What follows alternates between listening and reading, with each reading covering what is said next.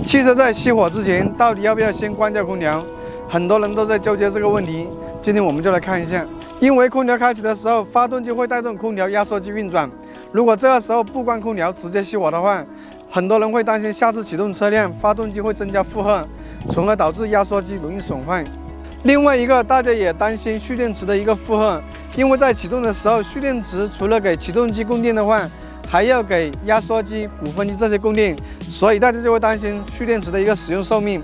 那么实际情况到底是不是这样呢？接下来我们就做个测试。现在我们启动车辆，开启空调，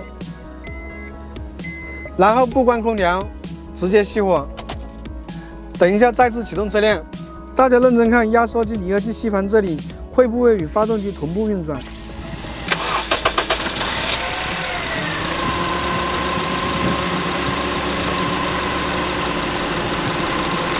可以看到发动机启动之后是过了2到3秒左右，压缩机离合吸盘这里才跟着转动的。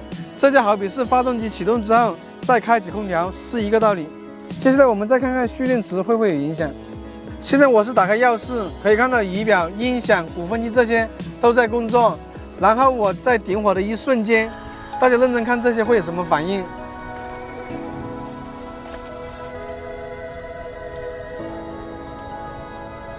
看到没有？刚才在我启动的一瞬间，除了启动机在工作，仪表台上这些车载电器都已经断电，停止工作，直到启动完之后才恢复正常。这就说明车辆在启动时会切断其他的用电器，来提供足够的电量给启动机工作。就算开着 AC 开关和鼓风机，其实对蓄电池也是没有影响的。所以大家以后不要再纠结要不要先关闭空调再熄火的问题了。因为汽车空调都是带缓启动的，一般会延迟2到3秒左右。再说汽车工程师早就为你想好了。